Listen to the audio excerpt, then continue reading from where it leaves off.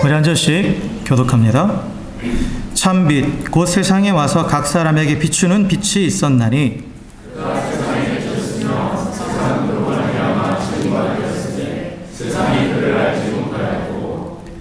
자기 땅에 오매 자기 백성이 영접하지 아니하였으나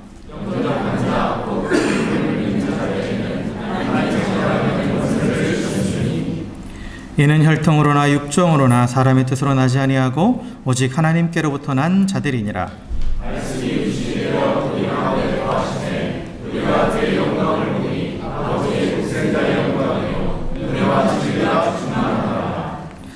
요한이 그에 대하여 증언하여 외쳐 이르되 내가 전에 말하기를 내 뒤에 오시는 이가 나보다 앞선 것은 나보다 먼저 계심이라 한 것이 이 사람을 가리킴이라 하니라.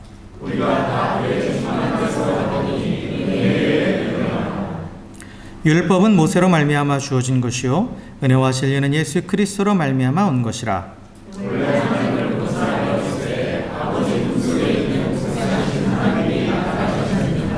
아멘, 아멘. 할렐루야, 할렐루야. 네, 우리 옆에 계신 분하고 이렇게 인사했으면 좋겠습니다. 주의 이름으로 사랑하고 축복합니다. 이렇게 인사하겠습니다. 네.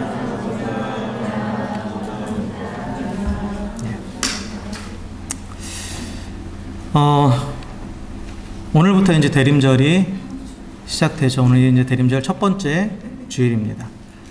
그래서 이 대림절 기간을 맞이해서 대림절은 이 땅에 우리를 구원하시기 위해서 육신으로 오신 예수 그리스도의 초림을 기념함과 동시에 또 다시 오실 그 주님을 또 고대하며 또 기다리는 그러한 절기죠. 그래서 지난주부터 해서 제가 이 대림절의 기간에 예수님이 어떤 분이신가, 예수님이 누구신가에 대한 부분을 가지고 계속해서 말씀을 나누겠다고 지난주에 말씀드렸죠. 그래서 지난주에는 우리가 요한복음 1장 1절부터 8절의 말씀을 통해서 사도 요한이 예수님에 대해서 선포한, 즉 예수님이 신성을 가지신 존재, 곧 하나님으로 선포한 내용을 보았습니다. 그래서 말씀이신 예수님이 창조 이전 영원에서부터 또 영원까지 스스로 계신 분이고, 그리고 그분은 그 성부 하나님과 함께 하시는 그런 독립적인 인격으로서 또 하나님과 함께 만물을 창조하셨고, 그리고 그 창조의 능력으로 새 창조, 곧 사람을 향한 구원의 완성을 위해서 성부 하나님과 함께 일하시는 분이고, 그러한 모든 것들을 통해서 결국 그 하나님을 드러내시는 그러한 분이시라는 것을 우리가 지난 시간에 잠깐 나눴죠. 그래서 이제 계속되는 이 말씀을 통해서 그러면 그 예수님께서 그 하나님을 드러내는 빛으로서 이 땅에 오셔서 또 구체적으로 하신 사역이 무엇이고 또 그 사역의 결과가 무엇인가에 대한 부분들을 오늘 이 본문 말씀 우리에게 가르쳐주고 있습니다.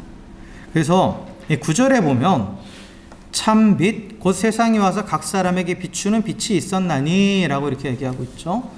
우리가 나눴던 지난 주의 1절부터 8절까지 말씀 가운데 5절에 보면 그 빛이 오셨다, 그 예수님께서 빛으로 오셨다라는 표현을 쓰고, 그리고 6절부터 8절까지는 그 빛을 증언하는 세례 요한에 대해서 얘기를 하고 있어요. 그리고 나서 다시 9절이 이어지는 거예요. 그래서 5절과 9절이 연결되는 겁니다. 그래서 그 빛이 이 세상에 오셔서 어떻게 하셨느냐? 각 사람에게 비춰주셨다. 비춰주셨다.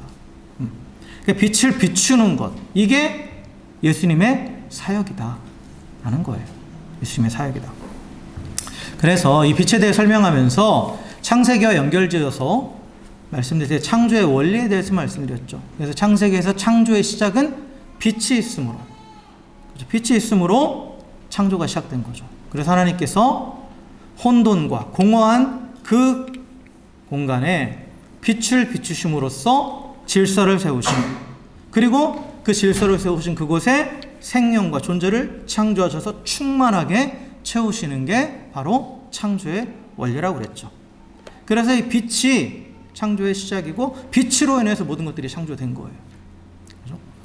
그래서 마찬가지로 그 창조의 빛이신 예수님께서 이 땅에 오셨다라는 것은, 이 세상에 오셨다라는 것은 이 죄와 죽음이 지배하는 영역에 새로운 창조가 시작되었다. 새로운 창조가 시작됐다라는 것을 알리는 거죠.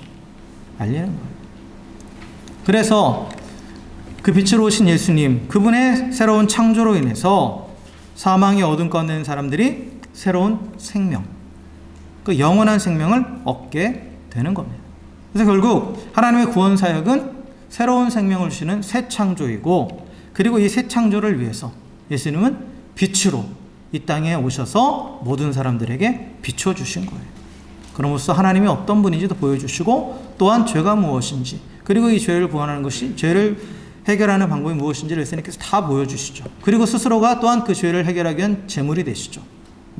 그게 바로 예수님이 이 땅에 오셔서 빛으로서 이 땅을 비추신 그 내용들입니다. 그런데 이제 이어지는 말씀을 보면, 그렇게 빛으로 예수님께서 이 땅에 오셨지만 세상을 어떻게 했다고요? 그를 알지 못하고 또 영접하지 않았다라고 되어 있죠. 이 말씀은 어디에 연결됩니까? 그 5절의 말씀과 마찬가지로 빛이 어둠에 비쳤는데 빛이 어둠이 깨닫지 못했다라고 되어 있잖아요. 그렇죠? 어둠이 깨닫지 못했다. 그러니까 알아보지 못한다라는 거예요. 알아보지 못한다라는 거죠. 그래서 예수님은 새 창조의 빛으로 이 세상에 오셨지만 세상은 그를 알지 못하고 영접하지 않았다라는 겁니다. 영접하지 않았다. 거부한 거죠. 그냥 초대하지 않은 정도가 아니에요. 영접하다라는 건 초대에 모셔드리다라는 뜻인데, 그 모셔드리지 않은 정도가 아니라 어떻게 해요? 완전히 거역하고 그분을 완전히 배척했죠. 그래서 결국은 십자가에 죽게까지 만들었죠. 근데 왜 그랬을까? 왜 그랬을까라고 했을 때, 이게 결국은 죄의 결과라고 그랬죠.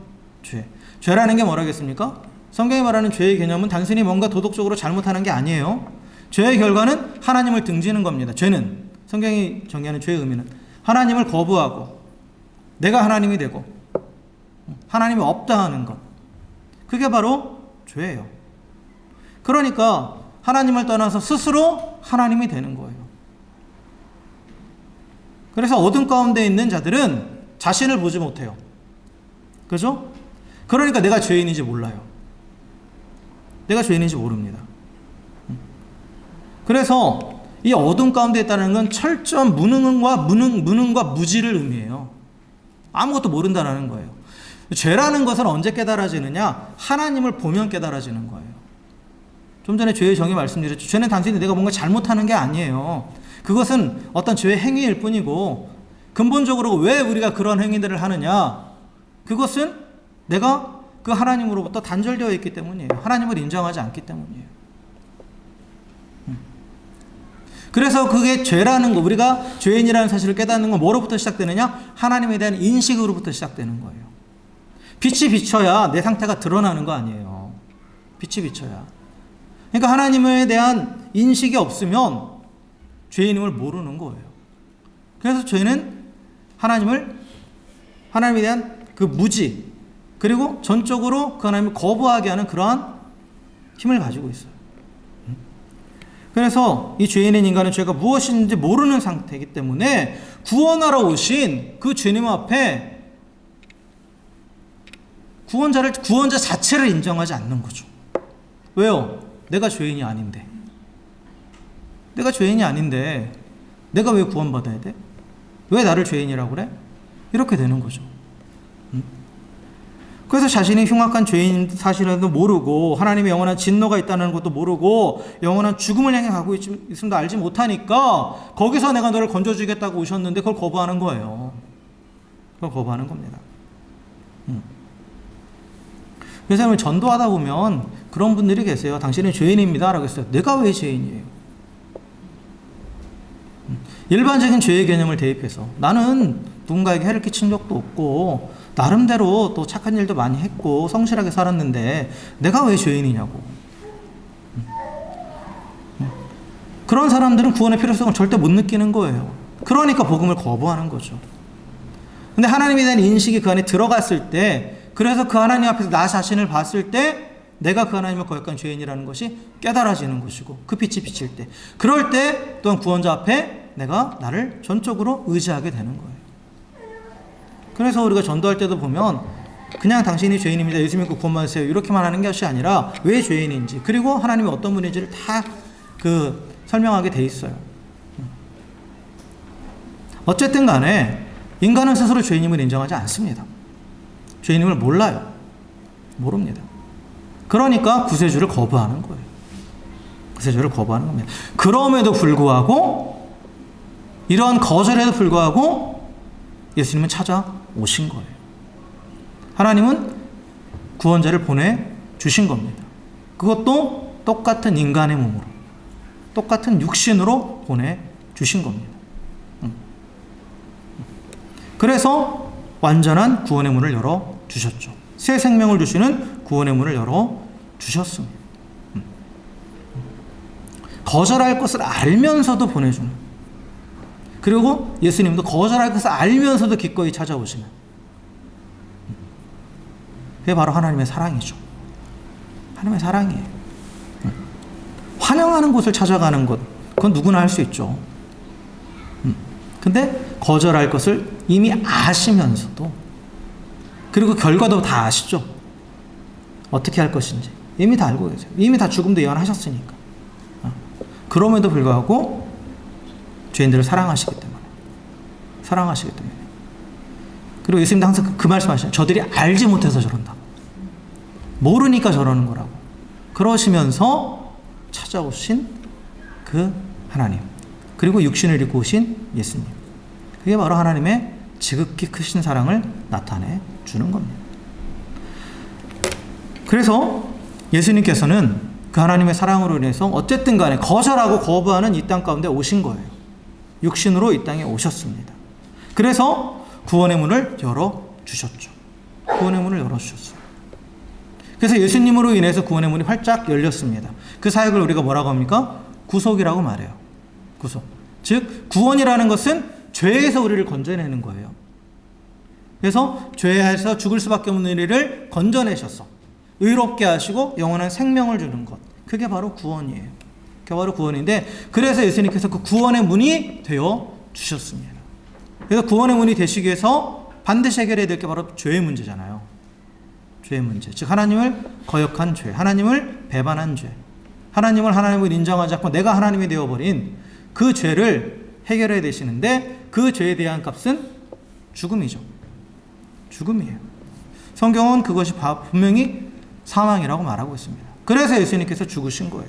그래서 예수님께서 그 죄에 대한, 죄를 제거하시기 위한 속죄 제물로 죽으셨고, 그리고 또한 하나님과 깨어진 관계를 회복시키시기 위한 화목 제물로 죽으셨어요. 그 사역을 우리가 뭐라고 말하느냐? 구속이라고 말합니다. 죄가 완전히 제거됐다라는 거예요. 예수님으로 인해서 제거된 거예요.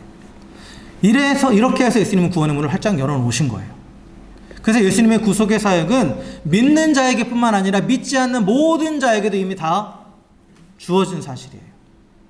완성된 겁니다.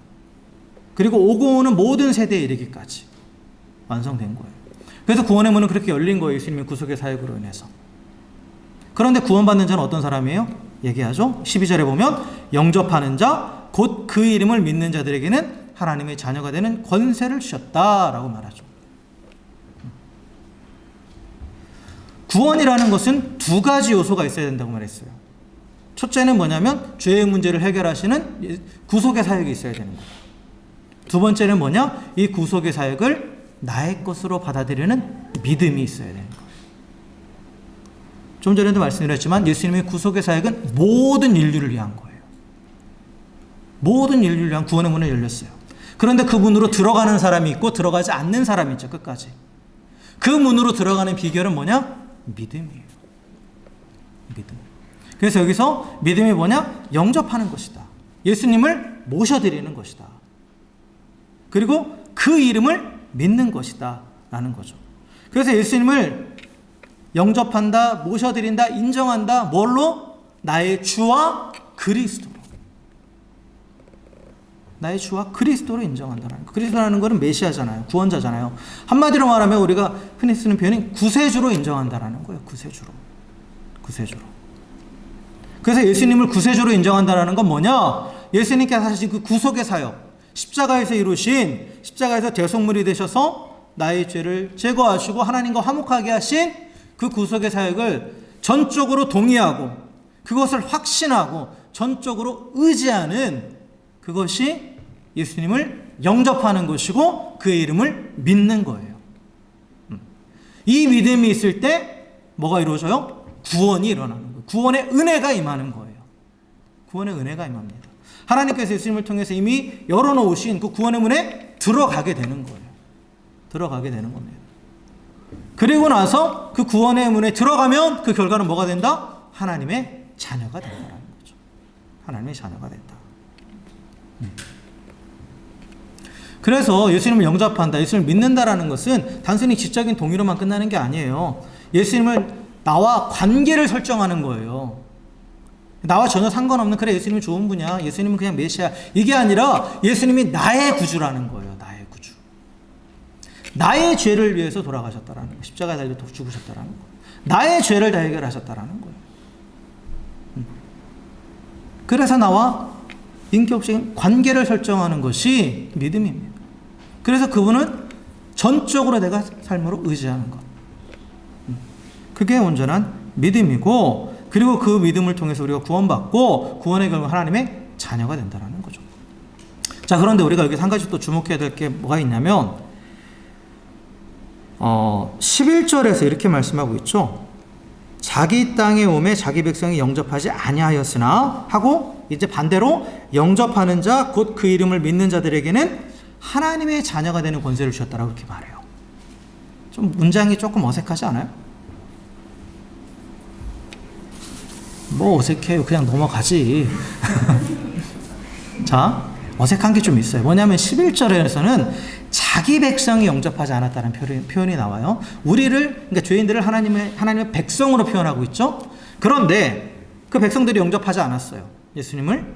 그런데 그 예수님을 영접하는 자는 뭐가 된다? 하나님의 백성이 된다라고 하지 않고 하나님의 자녀가 된다라는 표현을 썼죠. 그죠? 이게 다른 표현이에요. 자세히 안 들여다보시면 이제 이게 그냥 좋은 말씀이 이렇게 넘어가는데, 근데 여기서 이 백성이 된다라는 개념과 자녀가 된다라는 개념은 다르잖아요, 사실. 그죠? 관계로 따지면 이게 엄청난 관계성에서 엄청난 차이가 나는 거죠. 근데 원래대로라면 그냥 영접하는 자는 그의 백성이 되어야 된다는 말이 맞겠죠. 그의 백성이 되어야 된다는 게 맞아요. 그리고 구약의 하나님의 언약은 그런 개념이에요. 나는 너희 하나님이 되고 너희는 나의 백성이 된다예요. 근데 지금 왜 이런 말씀이 나왔느냐라면, 이 이유는 우리가 이 근거는 어디서 찾아볼 수 있냐면, 이 백성에서 자녀로, 하나님의 백성에서 하나님의 자녀로의 이 관계가 어떻게 보면 더 깊이 발전한 거죠. 그 전에 더 친밀한 관계로 발전하게 된 거잖아요. 이거에 대한 약속이 있어요. 이게 호세아 1장 10절에서 보면, 1장 10절을 보면 이런 내용이 나와요. 하나님께서 이스라엘에게, 불순종한 이스라엘에게 이후에 새 언약을 약속하시고, 그리고 그 새 언약으로 돌아온 자들, 그 주께 돌아온 자들을 자녀 삼으시겠다고 약속하셨어요. 자녀 삼으시겠다고. 그래서 이 믿음의 결과 하나님의 자녀가 된다는 것은 이 예수님을 통해서 하나님이 약속하신 이 새 언약의 관계가 성취된다는 거예요. 그래서 하나님이 언약을 주시죠. 언약의 하나님. 언약의 하나님이에요. 성경은 계속해서 하나님은 언약으로 쭉 얘기해요. 근데 구약은 뭐예요? 옛 언약이고, 신약은 뭐예요? 새 언약이죠. 이 새 언약의 성취는 누굴 통해서 이루어진 거예요? 예수님을 통해서 이루어졌다라는 거예요. 그러니까 그 내적인 증거가 이미 호세아에서 나오는 거예요. 그래서 이게 일관성이 있는 거예요. 예전에는 하나님의 백성이었던 자들이 하나님을 떠나서 죄인이 되었지만, 이제 예수님 안에서 예수님을 믿고 영접하는 자는 그에게 뭐가 적용되는 거예요? 새 언약이 적용된다라는 거예요. 새 언약이 적용돼서 뭐가 된다? 하나님의 자녀가 된다라는 거죠. 새로운 관계 형성이 되는 겁니다. 그것도 더 깊은 관계. 더 깊은 관계예요. 자녀가 된다라는 것은 혈육의 관계잖아요. 혈육의 관계예요. 이거는 끊을 수 없죠. 그렇죠? 아무리 호적에서 파내도 혈육의 관계는 끊어지지 않죠. 법적으로는 어떻게 할 수 있을지 모르겠지만, 그렇잖아요. 그러니까 절대 끊어지지 않는 관계라는 거예요. 자녀가 된다라는 것은. 그리고 또 자녀가 된다라는 것은 중요한 의미를 가지고 있어요. 이 구원과 관련되어 있어서, 백성이 되는 것은 어떤 법적인 조건을 충족하면 백성이 돼요. 우리 여기 이민자들이시니까 아시잖아요. 호주 시민, 호주의 백성이 되는 건 여기서 요구하는 어떤 법적인 자격을 갖추면 되는 거잖아요. 그런데 자녀가 되기 위해서는 어떻게 해야 돼요? 누군가의 자녀가 되기 위해서는 그 사람 밑에서 다시 태어나야죠. 그렇잖아요. 응? 다시 태어나는 게 있어야 돼요. 자녀가 되기 위해서는. 응? 그래서 구원에서 중요한 개념인 거듭남, 중생의 개념이 여기 포함되어 있어요. 하나님의 자녀가 된다는 것은 다시 태어났다는 거예요. 다시 태어났다는 거예요.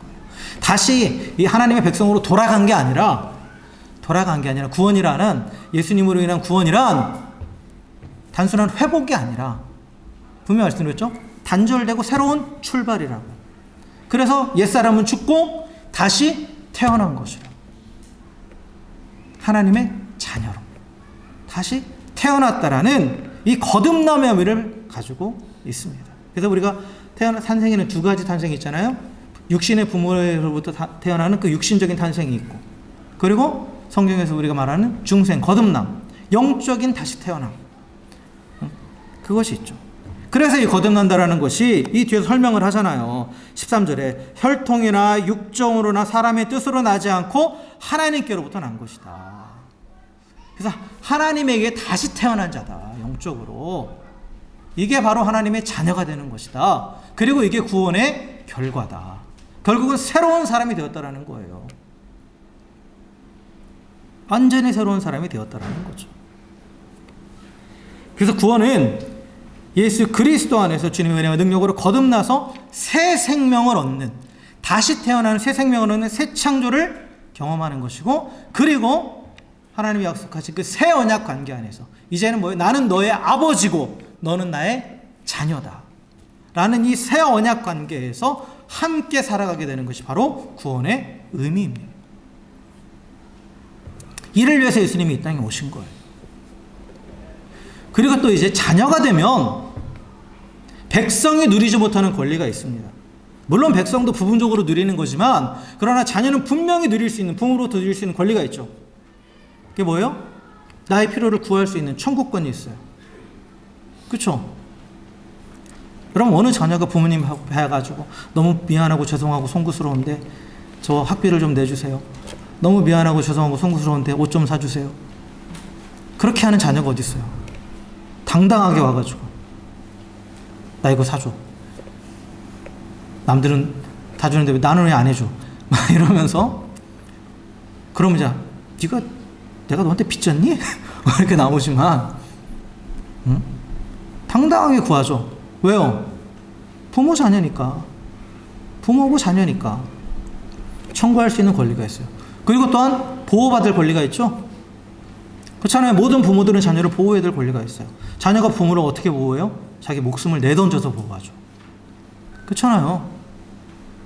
그러니까 하나님의 자녀가 된다면 하나님께서 당신의 전 존재를 다 바쳐서 그를 보호하신다는 얘기예요. 그리고 또한 자녀가 가지고 있는 또 하나의 권리는 뭐냐? 상속받을 권리죠. 그렇잖아요. 자녀는 부모의 모든 것을 상속받을 권리를 가지고 있어요. 우리가 하나님의 자녀가 된다라는 건 하나님의 모든 것을 상속받을 권리가 있다라는 거. 그게 바로 하나님 나라예요. 그래서 우리는 하나님 나라를 유업으로 받는다고 성경은 말하죠. 그래서 주님과 함께 그 나라를 다스리는 자로 선다고. 그게 우리가 자녀이기 때문에 그런 거예요. 백성도 물론 부분적으로 보호받고 또 왕으로부터 필요를 공급받긴 하지만 그건 제한적이고 또 그에 대한 반대급부가 있어야 돼요. 백성은 세금을 바쳐야 되니까. 그러나 자녀는 부모에게 내가 필요를 구하고 또 부모로부터 내가 보호받고 또 부모의 상속을 받는 데 있어서 뭔가 대가를 지불하나요? 좀 그랬으면 좋겠는데, 그죠? 집 밥값 좀 해왔으면 좋겠는데 절대 그러지 않잖아요. 일방적으로 은혜로 주는 거죠. 은혜로 베풀어 주는 거죠, 부모가. 그런 관계로 재설정이 되는 거예요.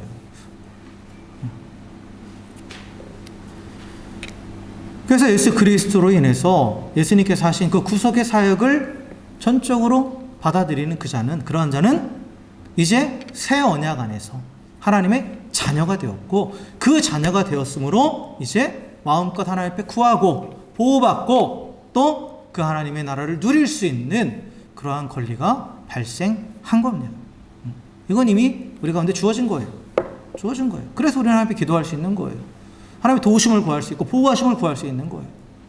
그 하나님의 나라를 구할 수 있는 겁니다. 자녀기 때문에. 근데 이 하나님께서 이제 우리를 구원하신 그 이유와 그 목적, 우리를 또 구원하시는 가운데 나타내신 하나님의 성품이 있어요. 그게 이제 14절입니다. 말씀이 육신이 되어 우리 가운데 거하심에 우리가 그의 영광을 보니 아버지의 독생자의 영광이요 은혜와 진리가 충만하더라 라고 되어 있죠. 말씀이 육신이 되어 우리 가운데 거하신다. 이게 바로 예수님의 성육신을 통해서 우리가 구원받았다라는 거예요. 그런데 그 구원의 사역을 통해서 우리가 그의 영광, 하나님의 영광을 본다라는 거죠. 그 하나님의 영광은 뭐냐? 아버지의 독생자를 통해서 하나님께서 보여주신 그 영광이 바로 은혜와 진리입니다. 하나님의 영광이라는 건 하나님의 성품이 드러나고 하나님의 일하심이 드러나는 거예요. 하나님의 어떠하심이 드러나는 게 하나님의 영광이라고 그랬어요. 그래서 말씀이 육신에 대해서 우리가 놓으신 그 예수님, 그 예수님의 구속의 사역, 그 구원의 은혜로 인해서 우리가 발견하게 되는 그 하나님은 어떤 분이냐? 은혜의 하나님, 또한 진리의 하나님이라는 거죠. 그래서 은혜라는 것은, 은혜와 진리는 다 뭐와 연결되어 있냐면 하나님의 언약과 관계되어 있습니다. 그래서 이 은혜와 진리의 의미를 정확하게 깨닫기 위해서는 우리가 언약이 무엇인지, 제가 지금 계속 언약에 대해서 말씀드리잖아요. 약속이라고 안 하고 언약이라고 말씀드리죠. 그렇죠? 프라미스가 아니라 카버넌트예요. 언약이라는. 컨트랙트가 아니라 카버넌트입니다. 이 언약이라는 것의 의미를 우리 다시 한번 확인해야 되는데, 언약이라는 것과 우리가 혼동하는 게 계약이 있어요. 컨트랙트. 계약은 뭡니까? A라는 사람과 B라는 사람이 서로의 각자의 서로 이익을 추구하면서 맺는 거죠. 그래서 자신의 이익을 추구하는 거예요. 각자. 그렇잖아요. 서로 주고받음을 통해서. 그게 컨트랙트죠.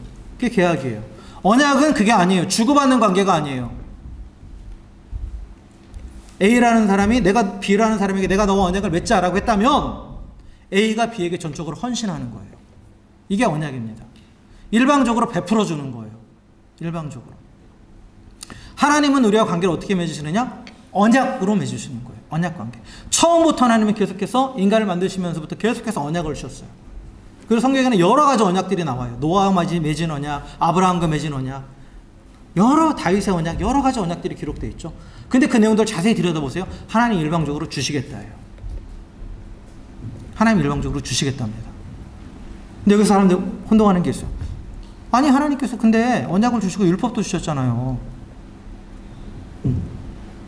율법을 지키라고 하셨잖아요.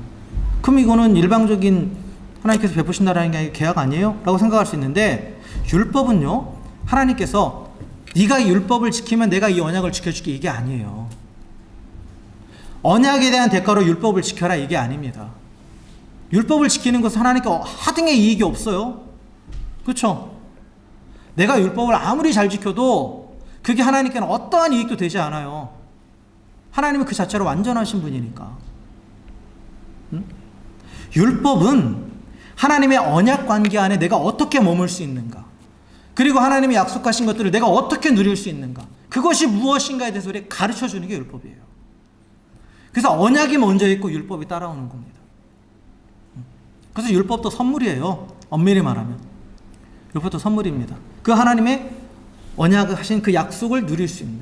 그래서 구약에서는 너는 내 백성이고 나는 너의 하나님이 된다 라고 말씀하셨잖아요. 그래서 율법을 주시는데, 율법의 내용들은 보면 크게 두 가지로 나눠집니다. 제사법이 있고 도덕법이 있어요. 이 제사법은 뭐냐? 하나님 앞에 나아가는 방법을 가르쳐 주시는 거예요. 하나님의 은혜를 누리려면 어떻게 해야겠어요? 하나님 앞에 나아가야 되겠잖아요. 나아가야 되는 거잖아요. 그 방법을 가르쳐 주시는 거예요. 그리고 또 하나님은 사람들과의 관계에서도 우리가 하나님의 은혜를 누리게 하세요. 그래서 이 관계법이라는 건 내가 주변의 사람들과 어떻게 관계를 맺어야 되는가, 그걸 가르쳐 주시는 거예요. 그래서 하나님이 약속하신 그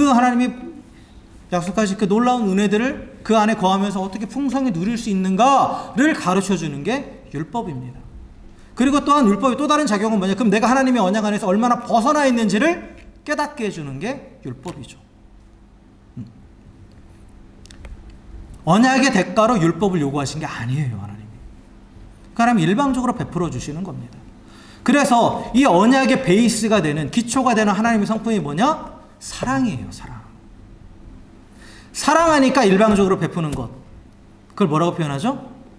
은혜예요. 이게 은혜입니다. 헤세드. 헤세드. 은혜라는 건 아무런 대가를 구하지 않고 일방적으로 주는 게 은혜예요. 그래서 언약의 기본이 되는 가장 근본에 깔려있는 하나님의 성품은 은혜입니다. 은혜예요. 그리고 또한 여기 나오는 진리라는 말이 있죠. 진리. 하나님의 구속의 사역 가운데, 하나님의 구원의 은혜 가운데 나타내는 하나님의 성품 두 번째가 진리인데, 이 진리는 truth가 아니라 faithful입니다. faithfulness. 신실하심이에요. 그래서 히브리어로 하면 에메트입니다. 에메트. 그래서 이 신실하다라는 건 뭐냐? 언약에 신실하신 하나님이에요. 그 언약을 반드시 지키시는 하나님이라는 거죠. 하나님의 구원의 사역은, 예수님을 통해서 보여주신 구원의 사역은 하나님의 성품을, 은혜와 이 자비를 드러내는데, 은혜라는 것은 자기 백성을 향한 끝없는 하나님의 사랑을 보여주는 거예요. 그렇잖아요. 구원은 그걸 보여주죠. 그리고 이 언약과 관련해서 우리를 다시 한번 언약 안으로 들어오게 하기 위해서, 하나님의 자녀가 되게 하기 위해서 우리가 뭘 한 게 아니죠. 누가 하신 거예요? 하나님이 하신 거예요. 엄밀히 말하면 이미 하나님께서 인간을 만드셨을 때 언약을 주셨는데, 근데 그 언약을 깨고 나간 게 누구예요? 인간이잖아요. 하나님 인정하지 않고 깨고 난 게 인간이에요. 그러면 그 언약이 유지되기 위해서는 인간 편에서 그 깨진 부분을 메워야 되는 건데, 그걸 누가 메워주신 거예요? 하나님이 메워주신 거예요. 하나님이. 예수님을 통해서. 이게 신실하심입니다. 언약에 신실하신 하나님. 그래서 하나님이 맺은 언약은 반드시 성취되는 거예요. 나의 어떠한 건 상관없이. 아브라함의 언약도 그렇죠? 아브라함의 어떠한 건 상관없이 반드시 성취됐죠. 하나님이 약속하신 게 그대로 다 됐잖아요. 다윗의 언약도 마찬가지예요. 하나님께서 다윗에게 주시는 언약도. 다윗이 그렇게 실수하고 넘어지고 했지만 하나님이 그걸 다 메꾸셨어요. 이게 신실하심입니다. 그래서 은혜와 이 신실하심은 다 언약과 관련되어 있고, 언약에 신실하신 하나님, 그 자기 백성을 사랑하셔서 언약을 베푸시고 끝까지 그 언약을 충실히 지키시는 그 하나님이 나타난 게 바로 예수님의 성육신을 통한 그 구속의 사역이에요. 그래서 죄인들이 스스로 해결하지 못하는 죄의 문제를 하나님 편에서 예수님을 육신으로 보내주셔서 해결해 주셨잖아요. 그러므로 다시 언약 관계 안으로 들어오게 하셨잖아요. 그래서 그 언약이 깨지지 않도록. 이것을 지금 얘기하고 있는 거예요.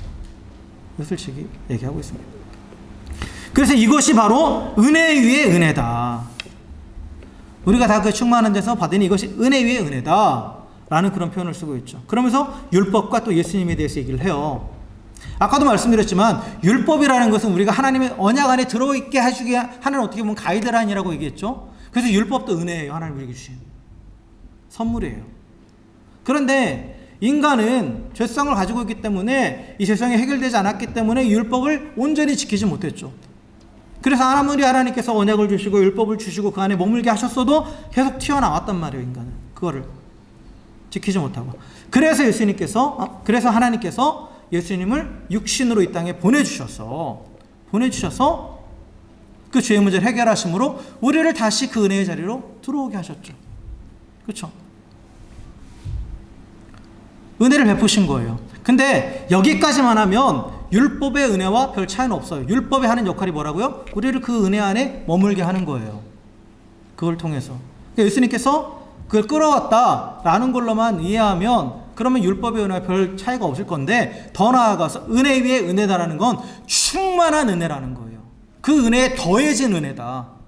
그 은혜에 더해진 은혜다라는 건데, 예수님이 그 충만한 더해진 은혜가 되는 이유는 뭐냐? 단순히 우리를 하나님 앞으로 데려오는 걸로만 끝나는 게 아니라, 예수님으로 인해서 우리 안에 누가 임했어요? 성령님께서 임하셨잖아요. 하나님이 영이 임했잖아요. 그래서 단순히 우리가 하나님 앞에 있는 존재가 아니라 어떻게 해요? 하나님과 연합한 자가 되게 하셨죠. 하나님과 연합한 자가 된 거예요. 예수님으로 인해서. 예수님 안에 하나님이 계시고 하나님 안에 예수님이 계시고, 그런데 그 예수님의 보내신 성령, 하나님의 영이 우리 안에 계시면 내가 하나님 안에, 하나님이 내 안에, 단순히 앞에 머물러 있다가 아니라, 물론 하나님 앞에 나가는 것조차도 영광스러운 건데 그걸로 머무는 게 아니라 그거 이상의 은혜, 하나님과 온전히 연합하는 그 은혜가 예수님을 통해서 우리에게 주어졌다는 거예요. 그래서 예수님이 그 독생하신 하나님, 그 예수님이 독생하신 하나님을 나타내시면서 그 분을 통해서 우리가 이미 주신 그 율법의 은혜를 뛰어넘는 더 큰 은혜, 더 충만한 은혜를 누리게 되었다라는 거예요. 그래서 예수님은 율법의 완성임과 동시에 율법을 뛰어넘는, 그래서 우리를 온전히 하나님과 하나 되게 하는 그 충만한 은혜가 되시는 겁니다.